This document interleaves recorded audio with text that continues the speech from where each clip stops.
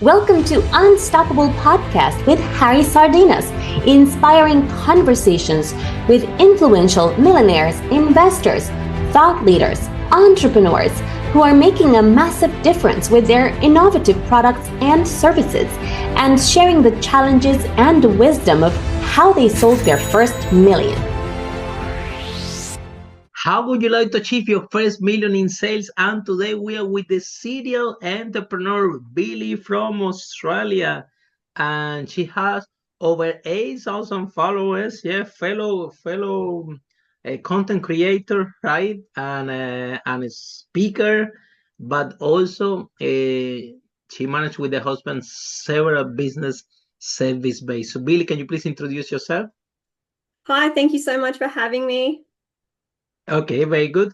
So tell us a little bit more. Why you decided to become an entrepreneur? What happened? It's a very weird story. So Tell before I us. was an We are dying to hear entrepreneur, about it. before I was an entrepreneur, I worked in quite high up roles as like a chief financial officer and a general manager of companies. And I always said I would never start my own business because I knew what it took to run a business, the commitment, the money, the risk, all of those things. So I was actually in America doing an 8-week tour in an RV, just driving around. We did 18 states in 8 weeks. And while I was over there, I saw just this desperation of there was no hope. In Australia, there was a lot of hope. Over there, there just seemed like none.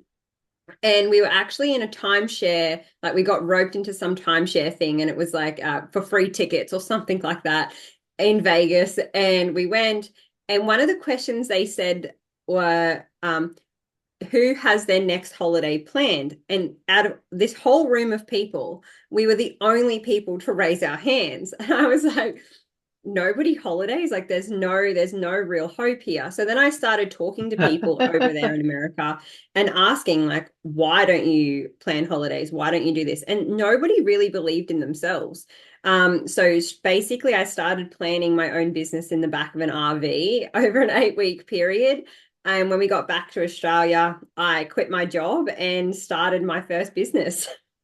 So tell us, what was this first business about planning holidays? No, so the first business that I started was basically business coaching, just one-on-one coaching small business owners. I saw a lot of business owners closing their stores or not getting enough sales, and I knew that I could really help with the foundation building of that. That's what I'd built my corporate career in. So that's where I started. And then it slowly evolved from there. And I was doing all my own marketing, and people would say, can you help me with my marketing? And I'd say no, because I don't have enough time to do marketing. And I tried to collaborate with different agencies, but they weren't getting the results I was getting, and I always felt really bad. So slowly I started a marketing agency, and now it's a fully fledged agency. It has 5 of its own employees. Wow. Yeah, and then so there was that, and then we decided to start a handyman and electrical business in our local area.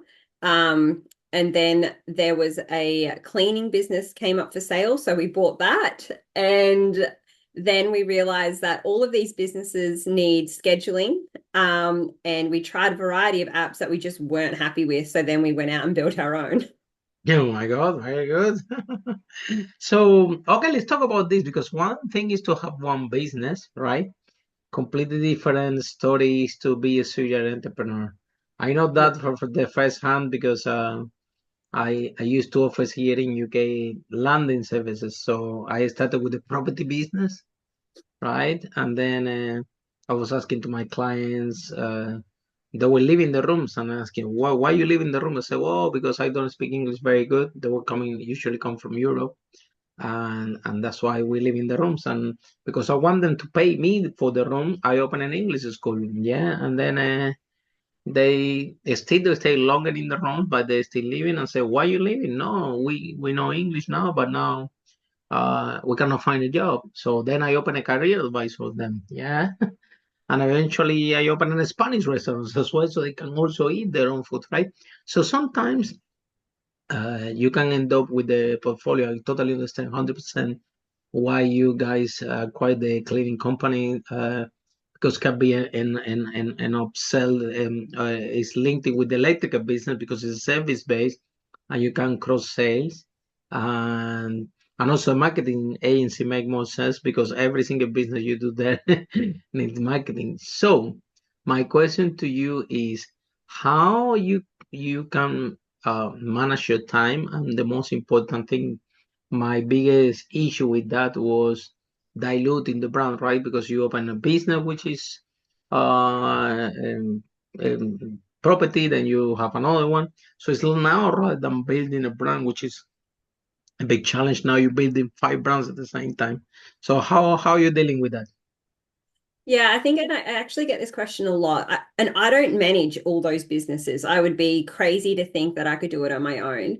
So I think delegation is a really big and important part of owning multiple businesses and understanding that you can't do it all on your own.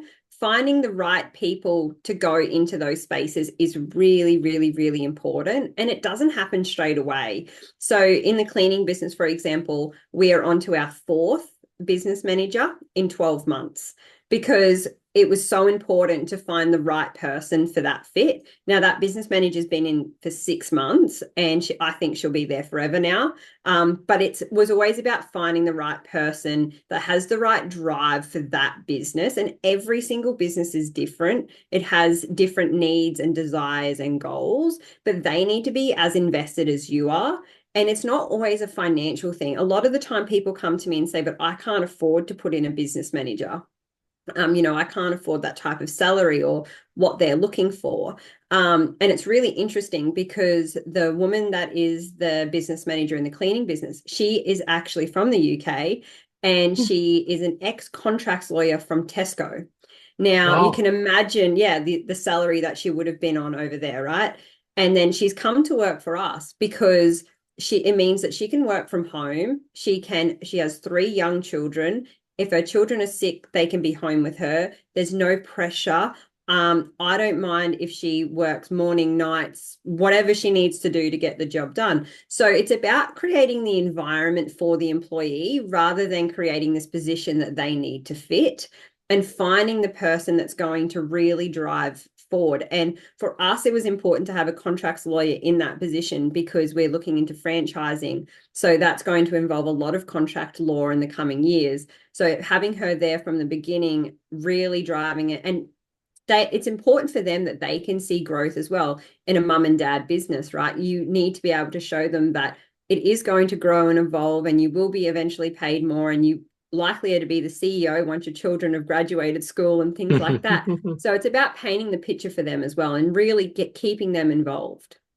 Yeah, I agree 100% with you, Billy. I think that as employers, we have to be a little bit more flexible, right? I learned this during the years, right? We have to, our main objective is to attract talent. Basically, when first I started my own business and I was doing everything, I was wearing all the hats, and I thought that I was a big deal.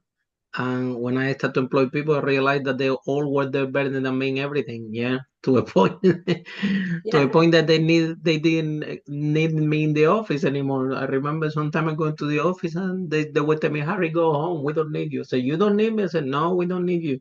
Go home." And that's a they great place they to were telling be. me they were telling me the only problem in this company is you. Go home. Everything is fine. I'm like, but do you need paper for the photocopy? They tell me go home. So at the end of the day, but I learned that we exactly like you said, Billy, that we have to be flexible, right? We need, in order to attract talent to organization, we cannot be like, oh, this is the job, this is 8 hours, you need to do your job in this 8 hour, whatever it takes, because we realize the more flexible we are with our employees, and like you said, we can paint the bigger picture and the progression, right? We get what we want at the end of the day, which is we get to keep the talent, and with the talent is a great it's the best outcome that an organization can have. And then exactly, hiring is something that you learn by doing it, right? And when you don't have the right people in the organization, I think that we all been there, is a huge challenge until we find the right people. So I think that managing or owning so many business, it becomes more rather than a training, and you have to specialize in training and hiring Yeah. and procedures and SOPs, standard operation procedures, and this is all you do all day long, right? And I think the other thing as well is I don't hire people based on their skill. I hire based on them as a person. Hiring people Exactly. based on personality is very important to me. Mhm. Bree, that's working behind me right now, Bree came to us for a position as a nanny, and we Wow. interviewed her and she left. And I said to my husband, no, she needs to work in the business. So I We're called gonna Bree keep and I her, was we're gonna like, keep her anyway. Yeah. yeah, and she actually did start as the nanny, and then I went out to her one day and I said, "Look, I really want you to come and work in the business." And she was so shocked. She was like, "I never even considered that as a job," and she loves it way more than being a nanny. Mhm. But it's about identifying that in people and Mhm. recognizing Mhm. their skill set, maybe before Mhm. even they do, and Mhm. that's what makes a great leader. Yeah, and also the like for example, I don't know, we have so many different business in our career, but all our IT team is always the same. You know what I mean? They've been working for us for over 10, 12 years, and it doesn't matter, which business we are, they are all there. We always need IT anyway because we need websites, we need databases, we need. It doesn't matter what we do. If they have to Yeah. develop an app for us, they will do it. So they've been with us a long time. So, and this is very helpful because sometimes when we assign them tasks, they deliver the task even better than what we were thinking. Is they know us so well now that they know exactly how we think, what we really want. And when we tell Yes. them we need X, Y, and Z, they say, "Don't worry, I get you. Give me a couple of days." And when they come back, we're like, "Wow, how you came with this idea?" I say, "Because we've been there long enough to know exactly what you really want. So don't worry about it." So, and it's that relationship, right? But flexibility and understanding come. And I run the business with my partner, with my girlfriend. Yeah, I think you also run the business with your husband. Tell me a little bit more about this, because when we start to do this, a lot of people here in United Kingdom say, "Oh, don't go to business with your girlfriend. This is a huge mistake. You guys gonna break up. This is a big disaster. You're gonna be arguing." We do argue a little bit about the business, honestly, sometimes about different approaches, but we are doing okay. We stay together a lot. When people say, "Are you married?" I'm telling them worse, because we we work together and we stay together. So how is it for you guys? Do you find it challenging sometimes, or? I look, honestly, for the most part, we love it. Like his desk is beside mine, so we get to work side by side a lot. And we've been married 12 years, so I feel like a Same lot like of me it. and Lily. Yeah, we're not Yeah. married, but we've been together 12 years. Yeah. Yeah, I think it's really good for the most part. There is definitely times, and we are polar opposite people. So there's always going to be a time that he will disagree with something to me, or he'll handle a situation completely differently to me. And he also never came from management. So although he's very successful in his own right, it's from a very academic background. So when he came into management, managing people just is not for him. But building processes for Mm-hmm. safety and Mm-hmm. procedural and things like Mm-hmm. that is where he really plays There quite you well. go. So, Mm-hmm. what we mostly do is just play to our strengths, communicate, understand that we do have different strengths, and just play to them. And like, I think having someone to talk about that understands what's going on is really great every day, because you're both going through the same stresses. I think it's different when you both work different jobs and then you come together in the evening. Neither of you truly understand what the other is going through. But when you work in business together, like it's your business partner, you know. It's like when you have your best friend at work, they know exactly what you're going through. So I think that's great. He gets to see exactly what I'm going through. I get to see exactly what he's going through, and the different perspectives that we both have, and the fact that like we'll go for an afternoon walk or a morning walk if we're stressed and just talk about what's happening and find a solution on that walk. Whereas a lot of people wouldn't get that opportunity, and the flexibility and freedom that comes with being able to work together. And we also have a daughter that we homeschool. Oh, wow. And but it works so well. Mostly we're in the office 3 days a week. And we get that other 4 days as a family to go away, live experiences, and just have a really cool life. Yeah, I think that Lily and I we love to go for a walk, yeah. But I think that when we go for a walk is I was telling her the other day that Lily, maybe we are walking, but I don't think what people are looking at us were actually thinking about us, because we are so immersed in what we're talking about the marketing strategy, and I think that this strategy is gonna work, and then this is not gonna work for this. And she said, yeah, let's try. And this is how we walk, and but we can we walk miles and miles, yes. Sometimes we're talking about long distances. We like to walk a lot, right? And I think that a lot of brainstorming and Yeah. solutions and idea coming out of this walking. And also for us, it's worked really good to travel. Yep. Sometimes when we travel and we go to Dubai or whatever other country, that we get out of the environment even for 3 weeks. We get a lot of ideas, maybe changing the environment. We do a lot of speaking around the world, and we do we before COVID we used to do these speaking tours, right? We will leave, they invite us to speak in Dubai, and then we say, okay, if we're going to Dubai to speak, let's stay a month holiday, and then we do the talk. And then at some point there were like in November we used to leave UK because it's cold here, and we used to go to Dubai, right, to speak. And then January and February, we were in Malaysia, Singapore, speaking also. And then April, March, we were doing talks in Peru and Mexico. And then we will come back to UK when the weather goes better. And it was amazing, a little bit tiring sometimes. You know, I remember a couple of times I supposed to we were in Singapore, and then we need to be in Mexico next day to get deliver a conference, and we're doing a step over in London, and for 3 hours, and I'm like, oh my God, I want to sleep in my own bed, and jumping around the world, but it's fun, and at the end of the day, it's like what type of lifestyle and freedom you can design for yourself. So it's about so Billy, apart from the walk-ins, right? Because let's talk about something which is what we call into the entrepreneur a negative baggage, right?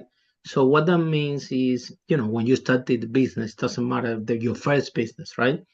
When you don't have experience, you hire the first client, and sometimes not the best client, and then you hire the first employees, and sometimes he's not the first employee, so you have this frustration, and then your husband come to the question, and again he hires someone and somebody, and it goes this frustration and anger going and going. This is happening in one business, and now you guys have like five, so the thing gets accumulated. So how can you canalize and make sure that these what we call it a negative experience and negative baggage don't get accumulated to the point that you just explode up. I cannot take it anymore.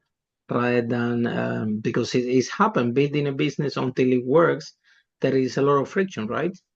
Yeah, and I think even once it's working, and this is the false sense of security people get, is that once you're successful, you don't get that negative baggage. And let me tell you, it's more. It actually becomes more. It really does. Yeah, because then it come the tax, the whatever. Yeah, It's always a well, headache, right? you end up with more employees, which creates more problems. Like it's never less as you grow. It actually becomes more if you're Tell me growing, about right? it. Tell me about Yeah.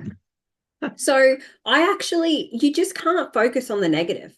And it's crazy because our brains are wired to focus on any negative thing that happens to us. Yeah, we So attach if very like easy to it, right? yeah, exactly. It's the same as like somebody, like you could have 20 people that tell you, oh, you look great today. And then one person says, oh, that jacket's a bit gross. And then all you focus on all day was, why did I choose this jacket? Right? But there's like 20 people that have told you you look amazing. So it is really about mindset. It always comes to me, it always comes back to self-care and mindset. And Mm-hmm.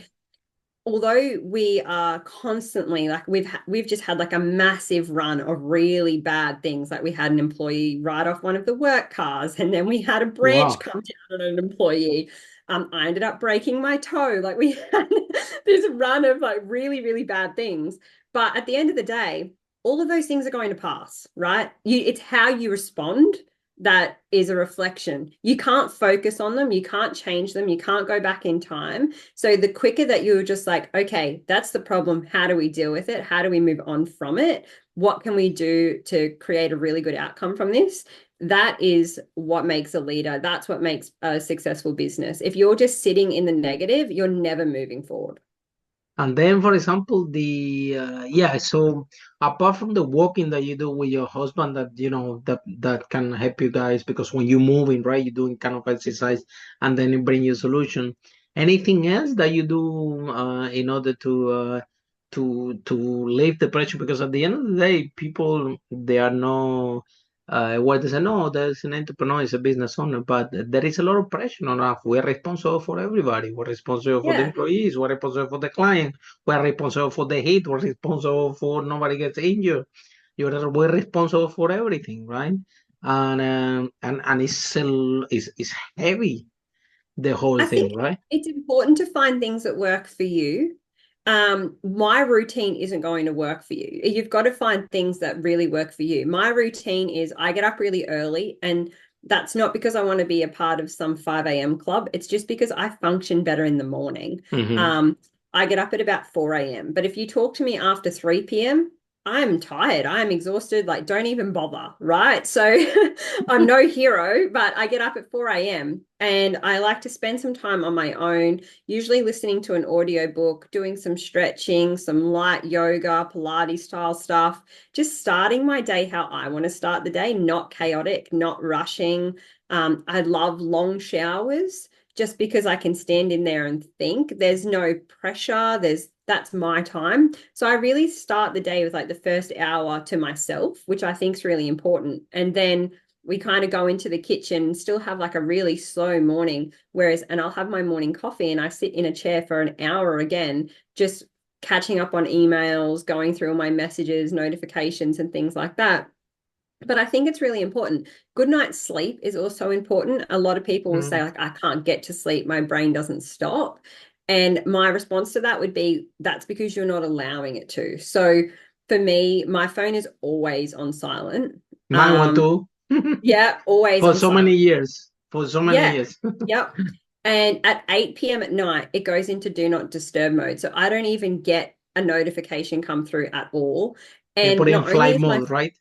yeah. So like Put in like flight if a mode, yeah. message comes through or something, I don't even know it's there because in reality, I can't control myself, right? I'm You cannot addicted do to work. anything. So I will pick it up and I will respond. But if I don't know it's there, I can't respond.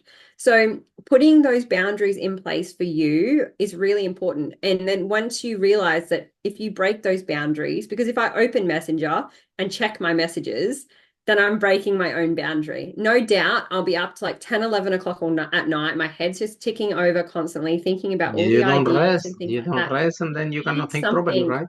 yeah, that is going to wind you down. Is it watching TV? Is it reading a book? Is it playing a game? Whatever it is that you know is your relaxed space is where you need to play. Yeah, I learned this thing about keeping the phone in silent like 15 years ago, right? We were running a property that the landing services, and then we have like let's say like 200 clients, maybe 200 tenants plus all the contractors, the maintenance team, the electrician team, the plumber, right? And then everybody want to speak with Harry, and I'm picking the phone of everybody, and I'm thinking like the whole thing that I've done in the day is talk on the phone. I get a job done. And then everybody said I want to talk to Harry, I want to talk to Harry. So I had a manager and I tell them, listen, you are Harry. Everybody I want to talk to me will be you. I don't exist anymore.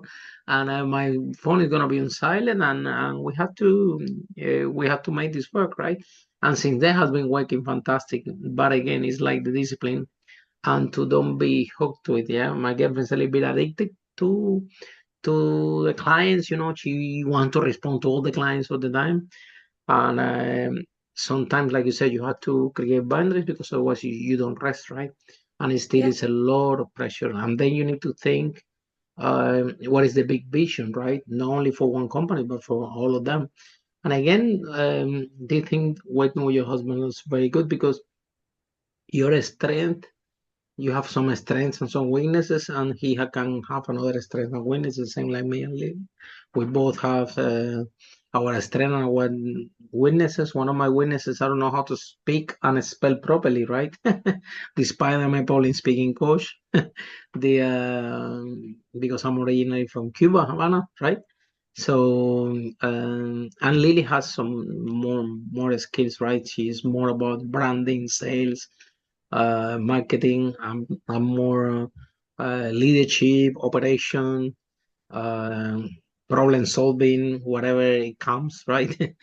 It goes to Harry. So and then I think, but we can design how we want to live our life. Lily didn't want to be a speaker. It's me who's passionate about speaking. She ended up becoming a great speaker because she doesn't want to be alone at home. So every time that I was traveling to do a conference, she's coming with me. All of the sudden now she's better speaking than me. Everybody now is saying, no, Harry and Lily said, we don't want Harry anymore. Now we want Harry and Lily. And last time in Peru, it was a women conference.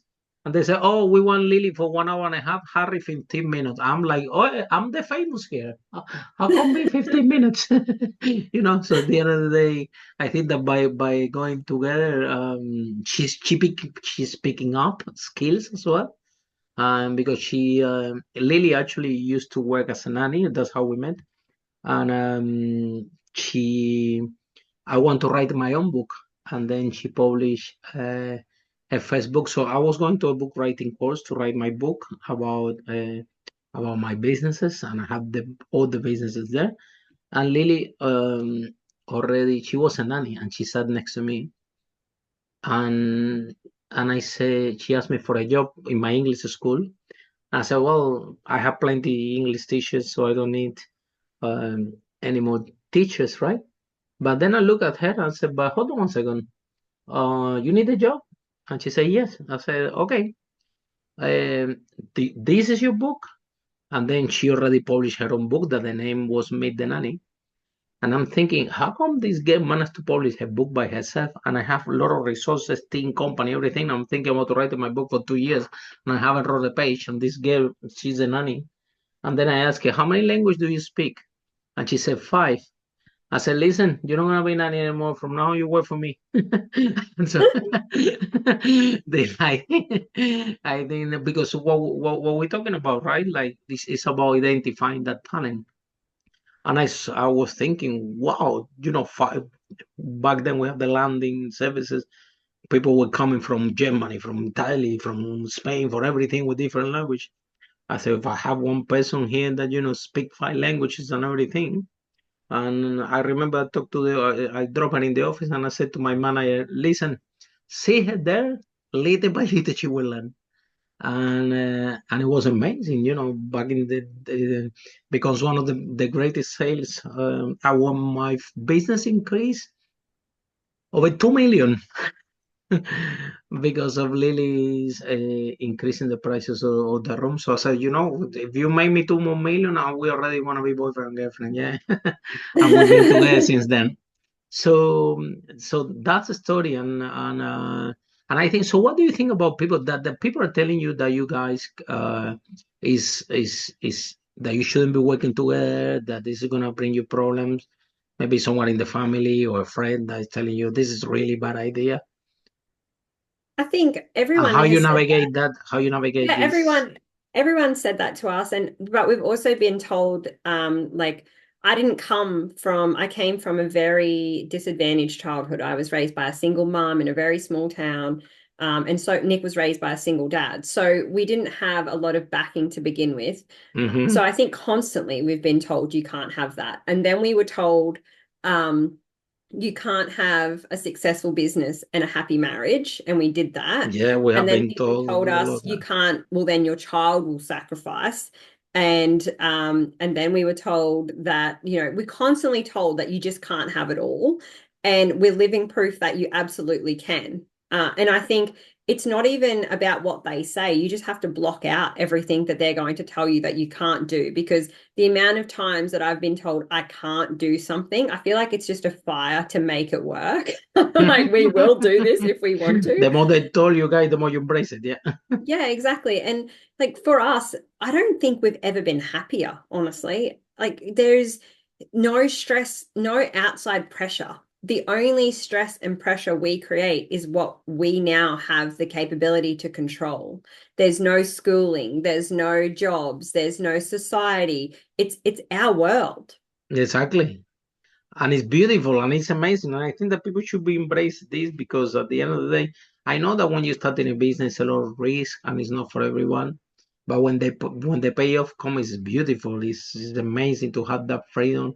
Like for example, tomorrow, right?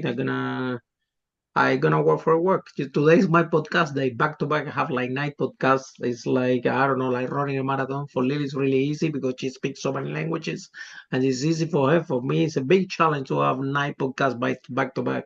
It's like a rolling running marathon. So tomorrow is my walking and relaxed day, and let's talk about this also because a lot of entrepreneurs focus, oh, I want to make a million, I want to make some money, uh, and they left, they didn't put enough attention to look after the body, to look after the mental health, to look after Yep. the working on itself that we're talking about, and I think that we think that this is important because otherwise all that can actually reflect. You can bring that energy or that frustration in everything you do, and it doesn't matter if you're selling a million. You can lose it all, or you can have angry clients and angry employees and angry environment, right? So, how you guys realized that it was not only about making money, it was more than making money. It was about design your dream life that worked for you guys and the business just one of the elements of that. Yeah, so for me, it's never been about making money. I never went into business with this goal of I'm going to make $1 million or I'm going to be a millionaire.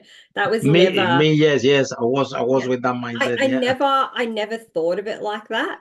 For me, I went in with the goal to help small businesses, and it was really just about genuinely about helping people the best way that I knew how, and that was through business.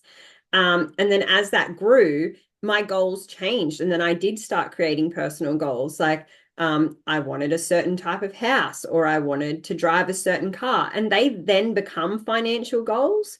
But I was never focusing on the money. I was focusing on the lifestyle. So for me, I don't live in the most fancy flash house, but I live on acreage 30 minutes from a capital city, Hmm. which is like unheard of. So it's to me, that's the lifestyle. So it's not even, it's not about having this multi-million-dollar home, because we actually sold our mansion to come and live in a crappy home. But that's what we wanted, right? So at Exactly. the end of the day, we're working for freedom. To me, it's always about freedom of choice, freedom of money, financial freedom. It's just freedom. Like you said, today's my day where I'm back to back in meetings and talking to people and things like that. Yesterday, I got to spend the day at a youth development foundation for disadvantaged Hmm. teenagers and just Amazing. spending my time there, right?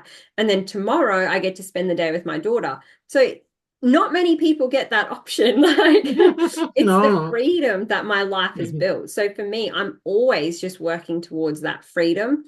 And I think it's important not to lose sight of the goal, because like there is days where it feels tiring, you're overworked, those types of things, but Yeah. it's reminding yourself, like, why am I doing this? I still get days where I just think, sell it all, I'm done. Like, I get those I cannot days. take it anymore. Yeah, Ah. I'm done. Like, I'll have it just like that small moment. And then you have to remind yourself. But last week, I got to do all these amazing things that you would never have been able to achieve. So, and I think that's important because people think, oh, I'll make $1 million and I'll be fine. And it's not even about making $1 million, because you can make $1 million in revenue, but if there's no profit in that, like, how Mm-hmm. much are you actually making? Because Mm-hmm. at the end of the day, it doesn't matter how much money you make, it's how much profit you're making across those Mm-hmm. businesses. That's what Mm-hmm. really matters. Mm-hmm. And also like this, that for me it was like, oh, I want to make 1 million, I want to make 1 million, I want to make 1 million. Then when you make it, after 3 days, you're like, well, what was the big fuss about it? It doesn't Yeah. last that much, right? So, No. so you have to rethink yourself as and think more in a 360 degrees how you want to, what type of business you want to have, what type of life do you want to design for yourself, and so tell us, Billy, what are the 5 steps to make the first million? The 5 steps, I think, are the first thing is you have to understand what you really want in life, like what sets your soul on fire. For me, when I was at school, I really wanted to be a plastic surgeon that traveled and helped disadvantaged children. But at the core of that, it was just helping people. And in all of our businesses, because they're service-based, we help them in some way, right? So finding what sets your soul on fire, I think, is really important. So getting to help people every day is what I do still now, even though I'm not a plastic surgeon. So I think knowing what sets your soul on fire is the number one thing. The next thing is creating boundaries. People will say, like, you need a work-life balance. I actually disagree. When you love what you do, work is life. But you still need those boundaries. It can be with just family and friends. Being able to say no is a word in itself. You don't need to explain why you've said no to something. But having those boundaries protects you. Every time you break them, you will regret it. You will come to regret it. And then you'll even feel more guilty because you've just broken your own boundary. The next thing is focusing on what you can control. There is so many things that are out of your control, and focusing on what you can control will propel you forward and allows growth. The next thing is hiring above. So always hire people that are better than you. There's no shame in that. Hire the team that is way Well, better yeah. than you, because it will make you grow really fast. And I think the fifth thing with getting to the first million, it's about client retention. So it's really important to have a business model that retains clients and that can keep buying back from you. Once you do that, you'll see growth actually goes by about 46% faster. So if you can keep those clients and then continue to grow at your normal rate, you'll see your first million a lot faster. That's fantastic. And then, Billy, the now you said that the cleaning company, you are exploring to do a franchise, right? Mm. So there is in every single business that you guys are operating, you always opening the window for growth, right? Oh, always. It has to be, every business has to have multiple income streams, which is really important. So even in the cleaning and yard maintenance business, although we're looking into franchising, which is the avenue we will go down, we've even started selling the products that we use. So we've spoken with the manufacturer and they've Very given good. us the rights to relicense them as our own. So like straight away, that's a second income stream for that business. So it's about creating those multiple income streams for that business. Every business, I believe, should have 3 or more income streams. Exactly, because that will balance out, right? I always said Yeah. that the worst number in business is one. Yeah, one supplying, one client. Yeah. One is very close to zero. Yeah, it's not good for Yes. business, this number. Yeah? No. The more we can, we need to run away. Yeah. Yeah. So then, Billy, if any mom is now at home listening to our podcast or follow us in social media, and they want some support, they want some inspiration, they want some business coaching from you. Maybe they're thinking to start a business and they don't know where to start, or they need some support. So can you tell us how they can find you and how can you help them, how the process works? Yeah, so I would just say come over and follow me on Facebook. I do have a free group as well, which we give away a lot of free information in on Facebook. It's called Billie's Blueprints. On Facebook, I'm just Billie Sharp. And just come and follow me. There's never any pressure. And I think this is the difference between a successful business coach and somebody that's still finding their feet, because I actually don't need your money. So if I can't help you, I won't. I will direct you to go and do something before you come and work with me, or go and work with somebody else, because I'm not always the best fit. And I think that that's quite refreshing for a lot of people. I'm very honest. There's no time in business for all the fluff. So I'm just very direct and to the point, but my inbox is always open. People kept telling me, oh, you'll get to a point where you won't tell people that, and you won't want people just to secretly message you and ask for help. But I don't know, I have 80,000 followers now, and I have hundreds of clients, and I still offer free help. So maybe there will become a point, but it hasn't happened yet. Yeah, and again, tell me about the following, right? We have over 250,000 followers in our social media combined, and it's all about managing. And that's what this podcast, for example, with this content that you share today, is spectacular, right? And it's amazing for our audience, right? It's all about sometime in the life of the entrepreneur. In order to complete the cycle, we want to give back. I remember that, like I was sharing with you, when the first day that I make a million, after 3 days, we we back to square one again. Yeah. However, what does it, the the day that we did a speaking engagement with Les Brown, and some one person recognized me in the metro and said, Harry, you changed my life, and these are my kids. I hear you in this event with Les Brown, you say this, and then you changed my life. That gave me the level of fulfillment that I make a contribution to another person, and I think that this is what complete the cycle as an entrepreneur, right? Yeah, I think it's so important. And it is always very weird to me when somebody will come up to me in real life and say, like, oh, hi, I know you. I follow you on Instagram, or I follow you on TikTok or something. And I'm like, I don't even know this person. It's very weird. I don't think I'll ever get used to that. But for me, it's like you said, if I can speak in a room full of people and I just change one person's life, that's all that matters to me. Fantastic. So thank you so much, Billie, for your time, and see you on next time. And for all of you following the podcast, see you in our next section on Unstoppable, how brave entrepreneur break the wall and achieve the first million in sales. Bye for now. Follow us for more interviews with world's most influential, audacious entrepreneurs that overcame challenges and adversity, providing you with the blueprint of how they sold their first million so you can grow your business exponentially.